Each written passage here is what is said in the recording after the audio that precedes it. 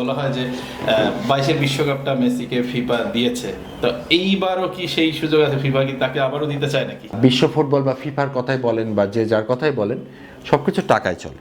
মেসিকে বিশ্বকাপ দিলে ফিফার কি লাভ? ফিফার কি কোনো লাভ আছে কিনা? এটা তো WWE না, বা এটা রেসলিং না যে আপনি তাকে বিশ্বকাপ দিয়ে দিলেন হাতে তুলে।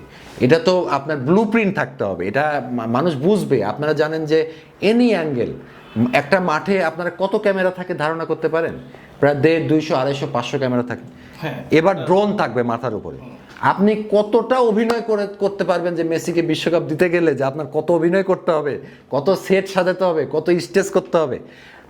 না, আসলে টেকনোলজি এতটা ডেভেলপ করছে, এআই আছে সেহেতু টাইব্রেকার, পেনাল্টি, প্লেয়ারদের অসততা, মানে ধরেন আমি 1 গোলে আগায় আছি, মাটিতে পড়ে গেছি, আমি অভিনয় করতেছি টাইম নষ্ট করার জন্য, এটা কিন্তু রেফারি বুঝবে।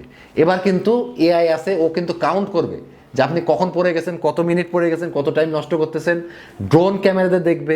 কোনোভাবেই আর্জেন্টিনার হাতে ফিফা এবার আর ওয়ার্ল্ড কাপ তুলে দিতে পারতেছে না। তার মানে কি বলতে চাচ্ছেন যে গতবার ফিফা দিয়েছে? ফিফা যদি গতবারও দিয়েও থাকে, সেটা প্রমাণ করার জন্য মানুষের কাছে যতটা প্রমাণ থাকা দরকার ততটা প্রমাণ নাই।